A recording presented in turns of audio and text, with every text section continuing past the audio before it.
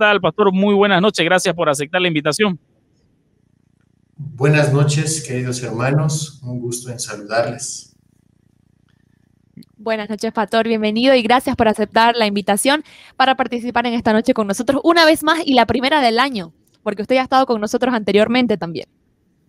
Gracias Cecia, gracias a ustedes por la invitación y animarles a continuar. Realmente me alegra saber que ahora que el Señor les ha regalado un nuevo integrante en la familia, pues no hayan cambiado sus prioridades, sino que sigan sirviendo al Señor con mucho más ímpetu. Gracias, pastor. Y bueno, ¿qué tal si comenzamos de lleno? Ya la gente lo conoce a usted, así que vamos a saltar el tema de la presentación ya desde la casa y vamos a comenzar con un pasaje muy conocido. Yo le voy a mostrar una imagen a los que nos están siguiendo a través del Facebook de un jugador de fútbol que se llama Yerry Mina. Y él, en base a un pasaje, pastor, que se encuentra en Deuteronomio, capítulo 11, 24, que dice, todo lugar donde pise la planta de vuestros pies será vuestro. A él le preguntaron, ¿por qué hiciste esa escena cuando fuiste presentado en el Barcelona? ¿Por qué te sacaste la zapatilla o las chuteras y entraste descalzo? Y él responde diciendo, basado en este versículo, que él hizo aquello porque quiere conquistar este lugar, ¿no? Porque en la palabra del Señor dice, todo lo que pise la planta de tus pies será vuestro. Ahora queremos nosotros, como el tema de hoy se llama textos en su contexto, que usted nos pueda aclarar y nos pueda explicar qué significa este pasaje. Esta persona, Yerry Mina, el jugador colombiano, lo hizo de manera correcta. Este pasaje nos da el respaldo para que nosotros, si un día nos contratan en el trabajo, entremos descalzos en nuestro primer día de trabajo, porque para conquistar aquel lugar, o a qué se quiere referir Deuteronomio capítulo 11, 24. Bueno, me parece una ilustración muy clara, muy descriptiva de cómo se puede malinterpretar un pasaje de una manera tan increíble, ¿no? Aunque yo soy un hincha quizá de este equipo y lo aprecio mucho, pero obviamente no comparto la teología de este jugador, y se nota la influencia que ha tenido seguro en su trasfondo de ciertos personajes que tienen esa inclinación, ¿no? Y bueno, el texto que mencionabas, Agustín, se encuentra en Deuteronomio capítulo 11, versículo 24. Una de las claves esenciales para entender todo pasaje en las Escrituras es entenderlo en el contexto. Hay otras herramientas que son claves básicas de la hermenéutica o del estudio, de la interpretación de las Escrituras, pero uno de los más básicos es entender el contexto del libro, el contexto en el que se encuentra ese pasaje específicamente. Y Deuteronomio capítulo 11 está dentro de un contexto. El versículo 24 está dentro de ese capítulo. Así que no podríamos agarrarlo sin mirar todo lo que está diciendo el capítulo y sin entender qué es lo que trata el libro de Deuteronomio. Y Deuteronomio lo que hace es darles la ley nuevamente a esta generación que va a entrar a la tierra prometida, prácticamente aquellos que habían quedado después de la prueba de esos largos 40 años en el que el Señor probó a ese pueblo, y ahora iba a entrar una nueva generación, y ellos no conocían la ley que Dios les había entregado, y Moisés quería hacerlo de una manera muy clara, de una manera que ellos tuvieran presente de qué se trataba ahora que este pueblo que había sido formado por Dios iba a entrar a la tierra prometida, cuál era la forma de vida que ellos iban a tener. Y quizá para entender un poquito más todo lo que estamos viendo de la ley y todo lo que se ve en los libros, en Éxodo, en Deuteronomio, en Levítico, tenemos que entender que todo esto está sucediendo dentro de lo que es conocido como el pacto mosaico. Es la ley que Dios le da al pueblo que él ha formado, a ese pueblo que formó en el pacto abrámico, ¿verdad? Que forma ese pueblo, que lo levanta, y ahora que estamos dentro del pacto mosaico, se les entrega la ley, cómo ese pueblo ha de vivir, cómo ese pueblo va a ser un reflejo del carácter del Dios que los está rescatando. Así que en Deuteronomio capítulo 11 estamos en ese contexto. Y es importante entender aquello, y dentro de todo lo que, de lo que se menciona en el versículo 24, como esa bendición de tener como conquistado todo lo que va a plantar, todo lo que pisare la planta de sus pies, está dentro de ese contexto de ingresar a la tierra prometida. Y quisiera que nos puedan acompañar ahí donde nos encontremos y leamos los siguientes versículos del 24 al finalizar, quizás hasta el 28. Voy a leerlo, dice: todo lugar que pisare la planta de vuestro pie será vuestro, desde el desierto hasta el Líbano, desde el río Éufrates hasta el mar occidental, será vuestro territorio. Nadie se sostendrá delante de vosotros, miedo y temor de vosotros pondrá Jehová vuestro Dios sobre toda la tierra que pisareis, como él os ha dicho. He aquí yo pongo hoy delante de vosotros la bendición y la maldición. La bendición, y aquí está la clave: si oyereis los mandamientos de Jehová vuestro Dios que yo os prescribo hoy. ¿Y cuáles son? Todo lo que está al inicio en el capítulo 11. Y la maldición, si no oyereis los mandamientos de Jehová vuestro Dios y os apartareis del camino que yo os ordeno hoy para ir en pos de dioses ajenos que no habéis conocido.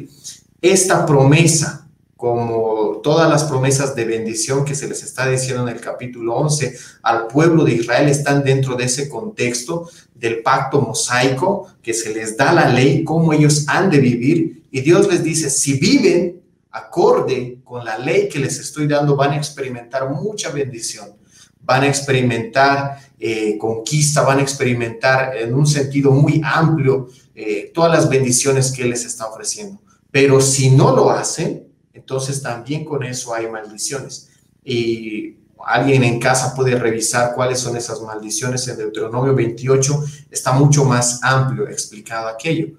Así que cuando aplicamos, como hizo el futbolista Jerry Mina, de ir y quitarnos los zapatos y de esa manera entonces utilizar este versículo y decir: todo lo que pise mi pie lo voy a conquistar, voy a tener un triunfo, está desconectado del condicional específicamente que se le dio ahí al pueblo de Israel. Si obedeciereis la ley de Dios, cuando vivan en este lugar, va a haber bendición en sus vidas si caminan acorde con la ley de Jehová. Cada cosa que ustedes hagan, cada lugar donde ustedes se dirijan, todo lo que su planta toque, eso va a tener entonces bendición. Pero se dan cuenta, no tiene nada que ver con algo místico, que nosotros nos quitemos los zapatos y de pronto esa tierra se convierte en nuestra propiedad y estamos haciendo una especie un ritual, de ¿no? conjuro. Se vuelve como si fuera un ritual o algo ya que bueno, no, en realidad no aplica para nosotros. Por eso el tema del día de hoy, el texto en su contexto, para ver si aquello que pasó en el Antiguo Testamento, incluso en el Nuevo Testamento, aún aplica para nuestro tiempo, o cómo debemos de entenderlo nosotros, ¿no? El día de hoy. Sí, muy bien, sí. vamos. Por curiosidad, Agustín, Pastor, ¿nos pueden contar qué pasó con este jugador después de haber de haberse quitado el calzado? ¿Cómo fue su trayectoria más o menos en el Barcelona o cómo se desempeñó ese día? Por saber, nada más, por casualidad. La sabe, no me equivoco, creo que ya no está, ¿verdad, Agustín? No está. Lamentablemente, como decimos por acá, lo mandaron a volar, ¿no? Él no jugó ningún partido, si no me equivoco, no jugó ningún partido titular y estuvo en la banca. Entonces, ahí queda que, bueno, no le sirvió tanto aquello de pisar el césped descalzo, ¿no? Del Camp Nou para conquistar aquella tierra, ¿no? Claro, no es una verdad absoluta porque hay que ver el contexto, como explicó el pastor. Muy bien, no sé si les parece si pasamos al siguiente versículo que tenemos preparado. Pasemos al Pastor Gerson, tenemos el siguiente versículo y es Proverbios 18:21. Y escuchen bien, esto dice y es muy conocido: la muerte y la vida están en poder de la lengua. Se lee la frase de un famoso predicador que dice: en mi boca está el poder de la vida y de la muerte. Entonces debo hablar yo palabras de vida y no de muerte, de salud y no de enfermedad, de riqueza y no de pobreza, de bendición y no de maldición, porque en mi boca hay un milagro. ¿Cómo podemos ver esto? Claro. ¿Realmente en nuestra boca hay ese poder? ¿Tengo yo esa autoridad? ¿Cómo podríamos analizar o ver ¿A qué se refiere este versículo, pastor? Claro, perdón, y antes lo utilizan esto como, a veces lo llevan a todo un extremo, como si fuera un conjuro, ¿no? Y se basan en este pasaje de Proverbios 18:21, en un solo versículo para poder sacar todo esto. Y creo que esto también está muy, muy popularizado dentro de la iglesia cristiana, ¿no? Así que es un muy buen versículo para poder explicar. Así que, pastor. Muy bueno.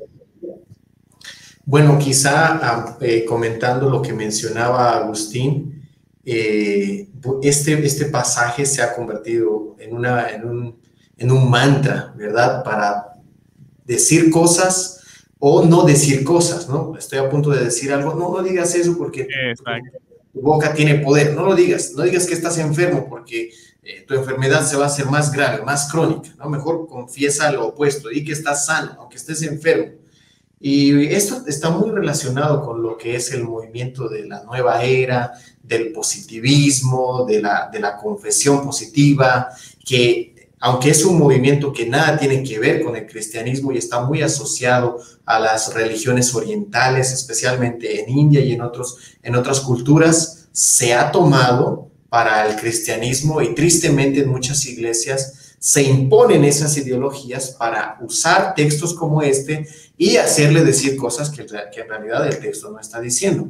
Así que, ¿dónde están las bases de esta mentalidad de la confesión positiva y todo aquello? Están en las religiones orientales. Si ustedes estudian la confesión positiva, eso es algo clave, elemental de aquello. Ahora, hablando de nuestro pasaje de manera concreta, otra vez, algo clave, contexto y también el contexto de lo que enseña el libro de Proverbios. Tenemos que entender que el libro de Proverbios está dentro de lo que es llamado literatura de sabiduría, ¿verdad? Su intención es ser de instrucción, proveer sabiduría y una sabiduría en el temor de Jehová. Esta instrucción que está dando el autor muchas veces lo usa a manera de contrastar cosas, ¿no? Contrasta lo sabio con lo necio y eso es algo que se va dando a través de todo el libro de Proverbios. Por eso es que vamos a ver muchos contrastes entre lo bueno, lo malo, el necio, el malvado, los mentirosos, los que andan en verdad y todo aquello. Eso es clave que nosotros podamos tenerlo en mente. Y examinando Proverbios capítulo 18, el mismo capítulo, si ustedes observan los versículos 6 y hasta el 8, Proverbios 18, 6 al 8, nos van a dar un poquito ese contexto de lo que está hablando el capítulo. Dice, los labios del necio traen contienda y su boca los azotes llama. La boca del necio es quebrantamiento para sí y sus labios son lazos para su alma. Las palabras del chismoso son como bocados suaves y penetran hasta las entrañas. Y ya hasta más abajo entonces habla acerca de la muerte y la vida, ¿verdad? Y desde el 20, del fruto de la boca y del hombre se llenará su vientre, se saciará del producto de sus labios. La muerte y la vida están en poder de la lengua y el que la ama comerá de sus frutos. ¿Qué es lo que nos está diciendo aquí el autor? Viendo desde los 6 al 8. Leyendo los versículos adelante se aclara. ¿Qué es lo que estamos viendo? Un contraste, ¿verdad? El necio, por las palabras que expresa, va a traer estas consecuencias para su vida. En cambio, el sabio se va a refrenar con su lengua. Y este tema de la lengua es algo clave que aparece a lo largo de las Escrituras. El mismo libro de Santiago nos advierte de que tengamos cuidado de cómo usamos nuestra lengua. Y viendo el pasaje en Proverbios 18, nosotros podemos estar claros que es así, que es verdad. Lo que nosotros decimos puede usarse para el bien o para el mal, es decir, para la verdad o para la calumnia. Si yo voy a testificar en una corte, lo que yo voy a decir va a afectar a la persona que está siendo ahí, que está siendo enjuiciada, ¿verdad? Si yo doy un testimonio veraz, esa persona puede ser perdonada, puede ser eliminada de ese juicio, puesta en libertad o puede ser condenada. Si miento sobre ese hombre en la corte por mi testimonio falso, puede ser condenado a muerte.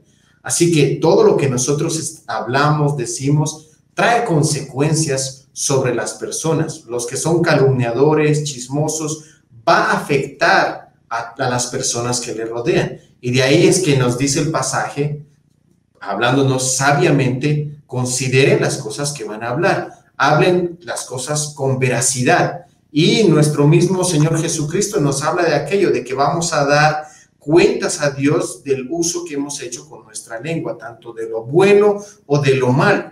Pero no tiene nada que ver esto con controlar cosas que están en un mundo invisible y traerlas a un mundo visible, ¿verdad? Eso que hemos llamado como la confesión positiva, que está muy asociado con lo de decretar, con lo de declarar. Estamos confesando cosas para que existan, para que sean realidades. Eso no tiene nada que ver. Lo que está diciendo el pasaje es: tengan cuidado con las cosas que dicen, porque va a afectar a las personas. Y el necio acarreará estas consecuencias sobre su vida por su mala lengua, y el sabio entonces va a disfrutar de ser veraz en lo que él expresa.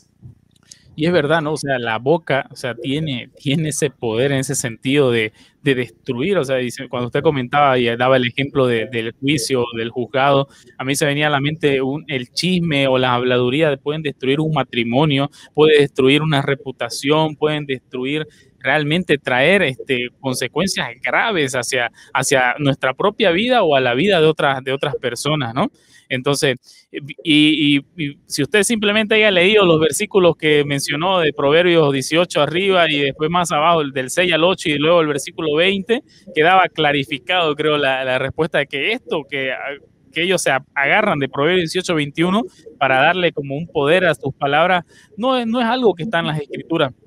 Y a mí se me viene a la mente un libro que se hizo bestseller también entre el idioma español, que es el libro El Secreto, que habla precisamente sobre este poder de atracción, que cuando vos hablas cosas que crees que sucedan, estás atrayendo porque armás el poder del universo, etcétera, ¿no? Hacia tu vida. Y creo que aquí tomó a algunas ramas del cristianismo, agarraron estas confesiones positivas y empezaron a utilizarla, ¿no?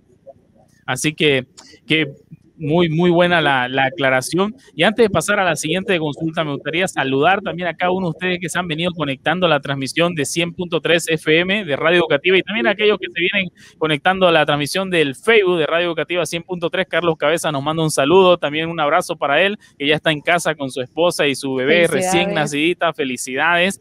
También para Toshie Mota, para Elena Núñez, para David Justiniano, para Darnel López, y hay un hermano con su nombre en griego, Koiné, así que le mandamos también un saludo. Gracias por estar conectándose, gracias por compartir la transmisión, y vamos a continuar. Cecia, ¿qué te parece? Antes de continuar, les recuerdo que estamos regalando cada mes un libro. Librería El Peregrino está regalando, así que si usted quiere participar o optar para recibir este premio, este regalo, solamente tiene que comentar o mandarnos un mensaje al 621-00002. Este es el que hemos regalado hoy, El hombre como sacerdote de su hogar. Ya Agustín lo está mostrando. Se fue para Mario Darwin Cabrera. Se fue para un oyente que solamente comentó, saludó, nada más, no tiene que responder ninguna pregunta, solamente comentar, y automáticamente ya va a optar para participar y recibir este libro que vamos a regalar en este mes. Gracias a Librería Cristiana El Peregrino. Puedes seguirlos en Facebook y hacer ahí sus pedidos. Ahora sí, Agustín. Exactamente. Y bueno, continuando, Pastor Gerson, y a cada uno de ustedes que nos escuchan y nos ven, hay un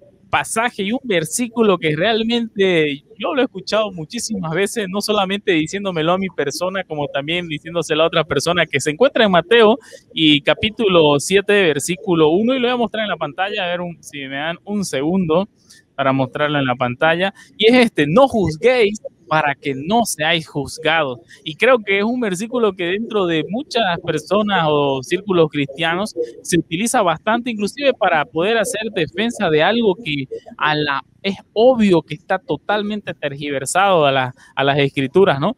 ¿Qué quiere decir exactamente este pasaje de Mateo 7:1 de no juzgar? O sea, que no tenemos esa libertad de juzgar, o sea, a alguna persona por sus enseñanzas. ¿Qué quiere decir, Pastor Gerson? Este es uno de esos versículos, como mencionas, Agustín, que en la actualidad se usan para incluso a veces justificar herejías. Lamentablemente hemos sido absorbidos por una cultura que no es capaz de emitir un discernimiento claro sobre las personas o sobre la doctrina. Normalmente se usa este versículo incluso cuando alguna persona es disciplinada en la iglesia y dice, ¿cómo son? O sea, ¿cómo puede existir esa clase de prácticas? ¿Acaso no existe amor? O hasta para defender, como decíamos hace un momento, herejías claras, ¿no? Muy claras. Y el pasaje nuevamente nos va a ayudar que lo examinemos dentro de su contexto. Ahí los versículos 1 y 2 no están desconectados, sino que nos está mostrando la manera en cómo no debe aplicarse el juicio. No que nunca jamás en la vida no debe juzgarse, ¿no? De hecho, todo el capítulo al final nos está explicando nuestro Señor que debemos emitir juicios para saber quién es un falso maestro, porque si yo no juzgo y no tengo un criterio para juzgar, entonces no voy a saber quién es un falso maestro, porque es en este mismo capítulo donde nuestro Señor nos dice, por los frutos los conoceréis. No todo el que dice Señor, Señor entrará en el reino de los cielos. Van a entrar muchos falsos maestros. Está diciendo todo aquello ¿para qué? Para que nosotros discernamos. ¿Y cómo? Por los frutos. Nos está poniendo ahí una base para que nosotros emitamos un juicio, ¿verdad? Pero un juicio que sea correcto, como nuestro Señor nos está enseñando. Así que tenemos que entender eso, de qué está hablando todo el capítulo. Y los versículos 1 y 2 nos están diciendo que cuando juzguemos, debemos juzgar entonces sabiendo que nosotros mismos vamos a ser juzgados, ¿no? Y teniendo eso en mente, la forma en cómo nosotros juzgamos tiene que ser una forma de misericordia, una forma no de orgullo y en el que nosotros nos pongamos por encima de la persona que está siendo juzgada, porque incluso aun cuando nosotros estamos haciendo un juicio sobre un hermano, llamándole al arrepentimiento, nos tenemos que considerar a nosotros mismos como si nosotros también podemos caer en esa falta, a no ser que la gracia de Dios nos sostenga, ¿no? Y de ahí que, ¿cómo debemos juzgar? Versículos 5 y 6, sacándonos, examinándonos primero a nosotros, no vaya a ser que tenemos una viga en nuestro ojo y estamos tratando de ir a sacar la paja de nuestro hermano, ¿verdad? ¿Cómo vamos a juzgar? Tenemos que discernir si estamos dando lo santo a los perros o estamos echando las perlas a los cerdos. Eso es utilizando entonces el discernimiento y haciéndolo de una manera que sea bíblica, que sea con misericordia, ¿no?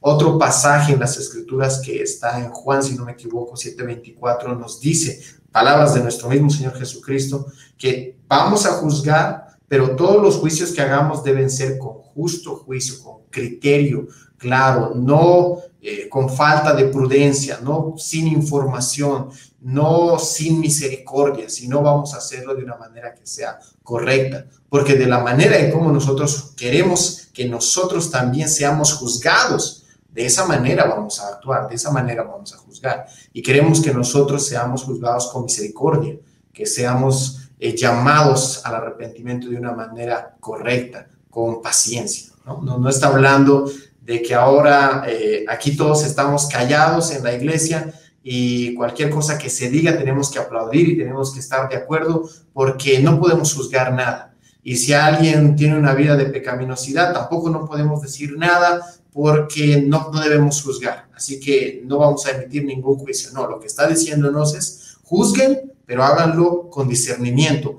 háganlo de la manera correcta. Considérense a ustedes mismos cuando estén juzgando, ¿no? Exactamente, ¿no? Y muchas personas utilizan este pasaje para poder, como mencionábamos, defender enseñanzas totalmente contrarias a las escrituras. Y a veces es gracioso porque vienen o te dicen algo de no debes de juzgar, pero al mismo tiempo te están juzgando por estar juzgando, ¿no? Vale la redundancia, ¿no? Y yo le digo, ¿por qué me juzgas por juzgar? Entonces, ahí ya uno puede responderle hasta con una misma pregunta y ya queda ahí, ¿no? Y de ahí yo creo que también ha salido ya cuando uno les dice, no juzgamos la apariencia, no juzgamos su manera de vivir, juzgamos las enseñanzas. Porque cuando a mí me toca hablar quizás en contra de alguna enseñanza de un predicador famoso dentro del círculo neopentecostal, digamos, o carismático, en su vida privada poco o nada me interesa. O sea, lo que yo veo es las enseñanzas que está dando esta persona, qué es lo que está enseñando, cómo está trayendo a otra gente hacia el error, ¿no? Y eso es lo que falta, creo, dentro de la iglesia latina y la iglesia, bueno, en general también, de que la gente se pregunte, no con un corazón de cuestionarlo todo, no con un corazón de hallarle la quinta pata al gato, como se dice, ¿no? Pero un corazón de decir, ¿por qué yo hago esto? ¿Por qué me dicen esto? Esto se cuadra con las escrituras, esto cuadra con lo que dice la palabra del Señor, y tomar el vivo ejemplo de la gente de Berea, ¿no? Que al recibir predicación de los mismos apóstoles, ellos iban y consultaban a las escrituras para ver si era cierto lo que le estaban diciendo, ¿no? Entonces, sí, exactamente, Agustín, exactamente. Cuando hablamos de juzgar, no necesariamente es un sinónimo de condenar, sino de discernir, de distinguir, de separar, de considerar, de cuestionar, y esas son las formas en cómo se usa también en las escrituras. Así que a veces asociamos solamente con algo que es la condenación, y no es necesariamente la única forma en cómo nosotros emitimos juicios, ¿no? Es exactamente, ¿no? Y bueno, continuando, Cecia y Pastor Gerson, hay un pasaje que también, voy a cortar primero la que estoy compartiendo la pantalla acá. Vas a hablar del pasaje más conocido. Creo que sí, más cantado. Tanto dentro de los creyentes como no creyentes, hay un pasaje que creo que es el más conocido, como decía José. Quizás creo que todos se lo saben de memoria. Todos se lo saben. ¿Y cómo es, Cecia? Todo lo puedo en Cristo que me fortalece. Exactamente, que se encuentra en Filipenses 4:13. Todo lo puedo en Cristo que me fortalece. Y creo que es un versículo que... Un versículo lema. Ya. Un versículo lema, ¿no? Y yo quise buscar una imagen y ponerla acá de una persona escalando una montaña, porque muchas veces yo he escuchado dentro de personas que van a dar, por ejemplo, mañana tengo el examen para ingresar a la universidad y todo lo puedo en Cristo que me fortalece. Mañana tengo una competición o un partido de fútbol, todo lo puedo en Cristo que me fortalece. O básicamente como, qué sé yo, ya a un nivel de ya como, no sé, un conjuro, un hechizo, digamos, de utilizarlo, este pasaje. ¿Y qué quiere decir en realidad Filipenses 4:13? O sea, puede ser utilizado, Pastor Gerson, para el deporte, mis exámenes, cualquier actividad que yo vaya a realizar, o cómo puede ser aplicado este pasaje a nuestras vidas. ¿Estaremos usando bien este versículo? Sería la pregunta también. Exactamente. Se lo ha usado de una manera tan amplia. Lo puedes encontrar en las partes traseras de los autos, en vasos, en murales, en todo lado. Hay llaveros, hay de todo con este eslogan. Se ha convertido como un eslogan, ¿no? En el que tú lo utilizas para tus ambiciones y tus logros. Casi lo puedes aplicar prácticamente a todo, ¿no? Porque ese todo lo entendemos con todo. Así que si yo tengo una ambición personal, eso entra dentro de ese todo.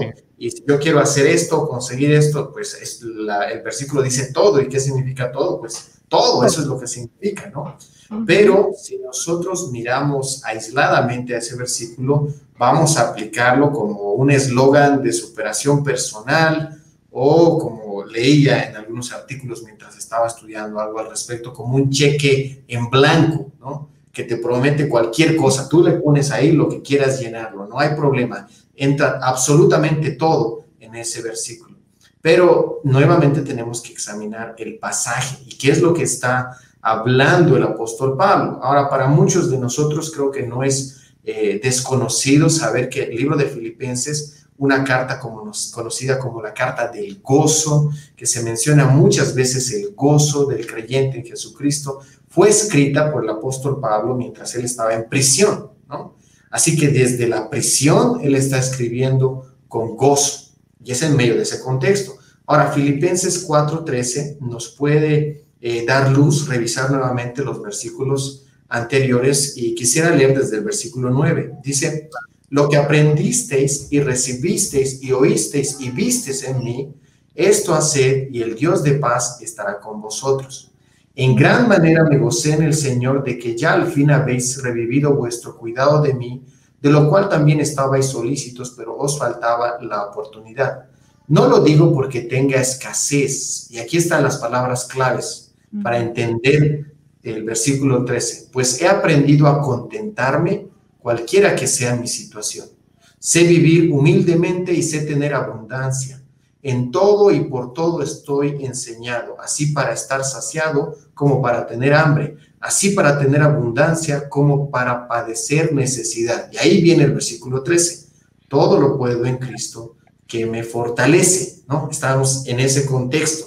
¿Y qué está diciendo? En otras palabras, está diciendo, he aprendido a vivir en toda circunstancia, en todo donde el Señor me ha puesto, aún en las situaciones más duras de la vida, he aprendido a vivir. ¿Por qué? Porque todo lo puedo en Cristo que me fortalece. Él me fortalece en medio de esas circunstancias difíciles que me ha tocado vivir. No se trata entonces de palabras mágicas que van a cambiar nuestras circunstancias, ¿no? Más bien se trata de que confiamos en el poder de Dios, incluso en medio de esas circunstancias que probablemente no van a cambiar. Y en el versículo 9, lo que dice el apóstol Pablo, eso también es lo que yo quiero que ustedes aprendan, que me imiten en ese sentido, a estar confiados en el Señor y contentos cualquiera que sea su situación. Eso es lo que está diciendo. Todo lo podemos en Cristo que nos fortalece, y todo lo que está refiriéndose allá arriba, esas situaciones difíciles, e incluso él estando prisionero en la cárcel, ¿no? No tiene nada que ver con utilizar como un eslogan de superación personal. Si mañana voy a ir a dar el examen para el ingreso a la universidad, si no estudié, pues ¿qué voy a cómo claro, que el Señor te da la sabiduría, claro, eso no podemos dejar de lado, pero no lo podemos utilizar como un eslogan, ¿no? Como decía el pastor. Queda mucho más claro conociendo el contexto de este versículo y en qué situación estaba Pablo. Claro, y queda más claro simplemente leyendo versículos más arriba y versículos más abajo. Y yo les decía también cuando teníamos un estudio el día martes en la casa de un amigo, les comentaba, o sea, cuando vos lees una carta o lees un libro, no arrancás unos pasajes aislados y empezás ahí solamente con esa parte o esa frase, sino que para entenderle al libro lo lees todo el libro. Completo. Y si te envían una carta o algún familiar o amigo te envía una carta de 4 hojas, no agarrás la carta y decís voy a leer la carta, la hoja 2 hoy, mañana leo la hoja 1, pasado mañana leo la hoja 4, no, lees toda la carta de corrido y si es necesario la volvés a leer, ¿no? Y de esa manera también cuando nosotros estudiamos las escrituras, vemos el texto, vemos el capítulo, vemos el libro y ahí vemos el libro cómo se acomoda al conjunto del libro que es la Biblia, porque todo tiene que tener concordancia. Hay un hilo conductor en todas las escrituras y un pasaje no tiene que ir en contra a otro pasaje, ¿no? Así es. Pasemos entonces al siguiente versículo que tenemos y se encuentra en Apocalipsis, pastor. Apocalipsis 3:20 dice así: he aquí, yo estoy a la puerta y llamo. Si alguno oye mi voz y abre la puerta, entraré a él y cenaré con él y él conmigo. Y esto se utiliza pues diciendo que Jesús está tocando tu puerta, pidiendo permiso para acceder a tu corazón. Sobre todo se utiliza en el evangelismo hoy en día. ¿Cómo vemos esto? ¿Estamos utilizando todo, ¿no? de manera correcta este versículo? Perdón, sobre todo lo que decís, Cecia, y me gusta que lo mencionaste en el evangelismo, ¿no? Y creo que igual, así como Filipenses 4:12 es como un eslogan, ¿no? En el tema del evangelismo. ¿Qué nos dice Pastor respecto a este pasaje? Es muy cierto lo que mencionan, a tal punto que casi es imposible concebir en muchos círculos evangelizar sin mencionar Apocalipsis 3:20, tal vez no de manera literal, pero al final aludir a ese pasaje diciendo, haz esta oración, invita al Señor a entrar en tu corazón. ¿De dónde estamos sacando esa teología de hacer entrar al corazón a Jesús? Pues estamos sacándolo de Apocalipsis 3:20 porque Él está tocando la puerta, aunque ahí no dice del corazón, pero nosotros ya le damos esa forma y decimos, está tocando la puerta de tu corazón y Él quiere entrar ahí y quiere cenar contigo y depende de ti, ¿no? Depende de ti. De ahí es que apelamos a las personas. Ahora, partiendo un poco de ese punto, esto que se ha dado muy frecuentemente en el evangelismo, que para nosotros ahora es tan normal, no lo fue así en el resto de la historia. Esta nueva interpretación de Apocalipsis 3:20 quizá tiene unos 2 siglos y específicamente fue usado para esos fines más pragmáticos del evangelismo. Pero si tú revisas en la historia de la iglesia, 19 siglos antes, jamás a nadie se le ocurrió tal interpretación, ¿no? Nunca vemos nada al respecto. Otra vez, una de las claves o la clave esencial y básica de todo texto es el contexto, ¿no? ¿Dónde está ubicado Apocalipsis 3? Está en medio de esas cartas que el Señor, por medio de su ángel, está dirigiéndose a cada una de esas iglesias. Y esta es dirigida a la iglesia de la Odisea. Está partiendo de ahí, está dirigiéndose ¿a qué? A una iglesia, ¿no? Sí. A una iglesia de creyentes. Entonces, en esa iglesia, de la Odisea, estaban olvidándose del Señor Jesucristo, estaban cayendo entre la frialdad y ya ni siquiera eran fríos, más bien estaban volviéndose a un punto de ser tibios, y prácticamente su indiferencia al Señor lo había puesto en una forma en que él se había quedado afuera de la misma iglesia. Y ahí entonces en el versículo 20 se nos da esa idea de que Cristo había sido sacado, como excomulgado de la misma iglesia de los creyentes. Y Cristo está llamándoles ahora para renovar nuevamente esa comunión a los creyentes. No está refiriéndose de incrédulos y que quiere entrar en su corazón, como dando la idea de que ellos tienen la decisión final para aceptarle o no aceptarle, ¿no? Y muchas veces se dice eso, ¿no? Que Jesús es un caballero y por lo tanto depende de ti si Él entra o no entra en tu corazón. Por eso es que Él solamente toca la puerta, pero depende ya de ti. Ahora, muchas veces las personas que afirman tal cosa nunca afirman lo que dice Apocalipsis 3:7, que está en el mismo capítulo. ¿Y qué dice? Escribe al ángel de la iglesia en Filadelfia: esto dice el santo, el verdadero, el que tiene la llave de David, el que abre y ninguno cierra, y cierra y ninguno abre, ¿no? O sea, él tiene la llave de todas las puertas, y cuando él entra, entra, y así es como él nos rescata, nos salva de nuestra necedad, de nuestra impiedad, nos quita el velo que tenemos ahí y podemos verle en todo su esplendor. Pero no se aplica Apocalipsis 3:20 como usualmente se hace para esta manera de pensar del decisionismo, ¿no? Del llamar a las personas a que ellos tienen la decisión de aceptar o no aceptar a Cristo, y hacerlo por medio de una oración, dándole ese permiso para que Él entre a nuestros corazones, ¿no? En realidad no vemos eso en las Escrituras, sino más el llamado claro en todo el Evangelio de arrepentirse y creer en Cristo. Arrepiéntanse y crean, ¿no? Esto ya es algo más novedoso que no ha creído la iglesia a lo largo de 19 siglos, sino hasta estos últimos tiempos, y que está evidentemente fuera de su contexto. Y que realmente creo ese pasaje que mencionó de Apocalipsis 3 del 7, ¿no? Que Él tiene la llave, o sea, nadie puede cerrarle una puerta, nadie puede cerrársela en la cara. Y yo también me pongo a pensar con estos pasajes, ¿cómo puede ser posible que el Dios Todopoderoso, creador de los cielos y la tierra, tenga que pedirle permiso a un simple mortal, a alguien hecho de polvo, de barro? O sea, y claro, ya viendo el contexto, como nos explicaba el pastor Gerson, no está dirigido al mundo o al incrédulo, no está hablando a una iglesia, ¿no? A una iglesia. Así como el pasaje que encontramos en la carta de Pedro, que es otro pasaje también mal interpretado, donde dice que Dios es paciente esperando que todos lleguen al arrepentimiento. Ahí lo utilizan también, ¿no? Para hablar de que el Señor está esperando que todo el mundo, ¿no? Y cuando vemos el contexto, también se está dirigiendo a un lugar específico, ¿no? A su pueblo en realidad. Entonces, muy bien el tema de la aclaración. Y esto que hacemos y lo que nos están escuchando es con la intención de que pueda despertar en nuestros corazones ese deseo de poder indagar más y estudiar más las Escrituras. O sea, no es con el afán, como mencionó también el pastor, de creernos superior o que somos los iluminados en estas cosas, ¿no?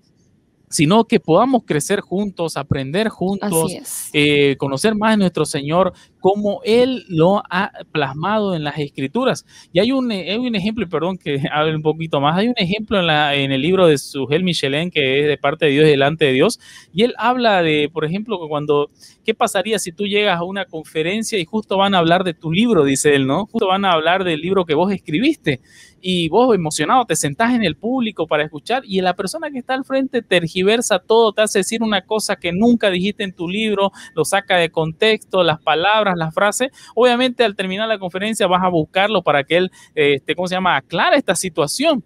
Y él dice, ahora imagínate que el que se sienta al frente no es un hombre cualquiera, sino que es Dios, y te toca a vos y hablar lo que su palabra dice, ¿no? Y a ese nivel y a esas solemnidades, cuando nosotros agarramos las escrituras con cuidado, con temor, diligente para poder enseñarla. Y pastor, aunque hay muchos pasajes que realmente han sido sacados de su contexto y con la simple lectura del capítulo se pueden aclarar muchas respuestas, queremos hablar sobre uno que también ha entrado dentro del círculo cristiano, que es el de la mucha letra mata. Me imagino que lo ha escuchado y quizá en alguna ocasión se lo habrán dicho, por lo menos a mí me lo han dicho, ¿no? Que la letra mata. Así que, y quise poner una imagen que encontré en internet que dice: el evangelio no consiste en memorizar la Biblia, sino en practicarla. Y más abajo pone, ¿no? Porque la letra mata, mas el espíritu vivifica. En 2 Corintios 3:16. Me huele a excusa de flojo. Me huele a excusa de flojo. ¿A qué se quiere referir cuando aquí Pablo dice porque la letra mata, más el espíritu vivifica? ¿Es cierto eso que no tenemos que darle tanto énfasis al estudio y sumergirnos en el estudio y dejarnos llevar por el espíritu? Porque eso es lo que dice, ¿no? Dejarse llevar por el espíritu y dejar el tema del intelecto, del conocimiento, la lectura de un lado. Si bien es bien, pero más importa el espíritu. ¿Qué quiere decir aquello, pastor? Bueno, sin duda hay muchos que se dejan llevar por el espíritu, ¿no? Pero no es el Espíritu Santo. Ha de ser otro espíritu, porque llegan a conclusiones que no se encuentran en las Escrituras, ¿no? El Espíritu Santo nos va a llevar siempre a la verdad, nos va a llevar siempre a lo que Dios ha revelado y no fuera de ello. Pero como decía hace un momentito Cecia, muchas veces se utiliza esto como una forma de menospreciar el estudio serio de las Escrituras. Tristemente, si tú ves en alguna iglesia a un joven que tiene el anhelo de ir, de prepararse, quizá a estudiar o entrar a un seminario, y se acerca a un pastor y le dice eso, mira, lo primero que le puede decir en algunas iglesias es, sabes, tranquilízate, tómalo con calma, sabes, la letra mata y el espíritu vivifica, tienes que tranquilizarte, ¿no? No te emociones demasiado. Pero no está hablando de eso el pasaje, ¿no? No nos está llamando a que no conozcamos las Escrituras, porque es a través de la predicación, a través de las Escrituras expuestas, a través del estudio, que conocemos a nuestro Señor, ¿no? No va a venir a través de visiones, ya Él lo ha revelado, ya ahí está, no hay nada más que inventar, ¿no? Otra vez, ¿cómo podemos darnos cuenta de que el pasaje está mal interpretado viendo el contexto, ¿no? 2 Corintios capítulo 3. Y en los versículos iniciales, el apóstol Pablo está tratando de demostrar que él es un apóstol como el resto de los apóstoles del Señor, que tiene toda la venia, toda la autoridad, ¿no? Y habían algunos que estaban dudando de su apostolado, porque había gente falsa que estaba atacando al apóstol Pablo, y él les empieza a explicar que ellos mismos son el resultado de la predicación, del ministerio que el Señor le había dado, y que él, al igual que el resto de los apóstoles, es parte de este nuevo ministerio, que es el nuevo pacto, que es un apóstol de este ministerio, ¿no? Que proviene ahora del cumplimiento de las promesas del Señor. Y ahí llega el versículo 6, el cual asimismo nos hizo ministros, ¿verdad? Ahí dice él, incluyendo al resto de los apóstoles, competentes de un nuevo pacto, no de la letra. O sea, esa es la clave, ¿no? Hay ministros de un nuevo pacto y otros de la letra, sino del espíritu, porque la letra mata, mas el espíritu vivifica. Ahora, vayamos aclarando un poquito más. Versículo 7. Y si el ministerio de muerte grabado ¿con qué? Con letras. Está refiriéndose entonces al ministerio con letras. Ya lo ha mencionado en el versículo 6. Con letras en piedra fue con gloria, tanto que los hijos de Israel no pudieron fijar la vista en el rostro de Moisés. Ahí viene otro elemento clave. Ya está asociando. ¿A qué se refiere entonces este ministerio de la letra? Está refiriéndose al tiempo de Moisés, al pacto mosaico, a la ley que se le entregó al pueblo de Israel. Ahora bajemos todavía, versículos 8 y 9. ¿Cómo no será más bien con gloria el ministerio del Espíritu? Porque si el ministerio de condenación fue con gloria, mucho más abundará en gloria el ministerio de justificación.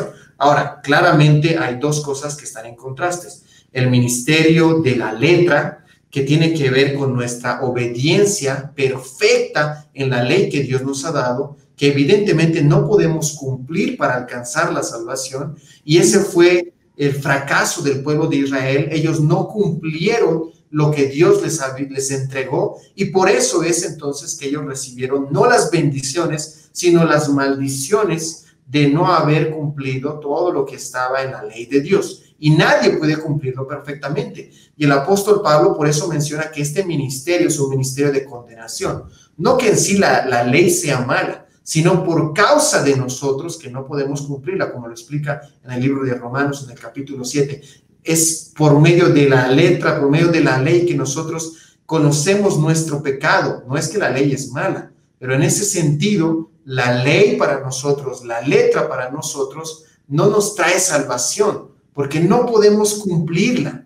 Pero el nuevo pacto, que ahora ha sido cumplido, manifestado en Cristo, que no se trata de nuestra obediencia perfecta en la ley para alcanzar la salvación, sino la obediencia de Cristo para satisfacer nuestra iniquidad, nuestra injusticia delante del Padre. Ese es ahora el ministerio del cual el apóstol Pablo forma parte, y el resto de los apóstoles, y la predicación de los apóstoles. Así que no tiene nada que ver con que ahora vamos a hacer holgazanes y hay que cerrar nuestras Biblias y hay que empezar a hablar cosas que un supuesto espíritu, vaya a saber qué clase de espíritu, que no abre las escrituras, sino que parte de mi imaginación, y se puede utilizar eso para sacar un montón de cosas, y ya se ha usado para decir un montón de cosas que Dios nunca ha dicho.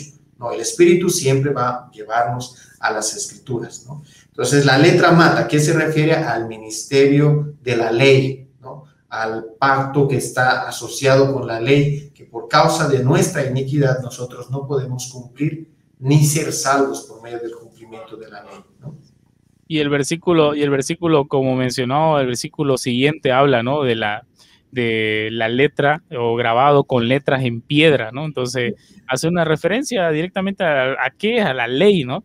Así que realmente, mira, en un momento ya se fue la hora del programa, ya faltan solo 4 minutos para finalizar. Realmente hay muchas cosas que todavía podríamos continuar hablando, varios pasajes, pero para ir finalizando y agradecerle al pastor Gerson por su tiempo de acompañarnos, ojalá Dios quiera no sea la última vez que estemos conversando sobre temas que son interesantes y que realmente el pueblo cristiano debe de saber, ¿no? Y debe de conocer, y que se pueda despertar ese en el corazón de poder investigar y estudiar más a profundidad, ¿no? Así que, pastor Gerson, muchísimas gracias. No sé si tiene algún libro o alguna recomendación de lectura para la persona que nos están escuchando. Sí, quizás. Hay un libro pequeño que fue escrito por el Ministerio de Coalición por el Evangelio, que justo lleva un título similar al del programa de esta noche, pero titula Textos fuera de contexto, ¿no? Sí. Y está en una serie de versículos mal interpretados. Creo que podría ser un buen lugar para iniciar, pero sí algo que hemos mencionado esta noche, aunque hemos corrido, ¿no?, un poco, pero alguna de las claves elementales es contexto, ¿no? Vean el contexto. Siempre examinemos. Si aún el mismo apóstol Pablo se sentía animado de que los bereanos examinaran su mensaje, ¿no? Y era el apóstol Pablo.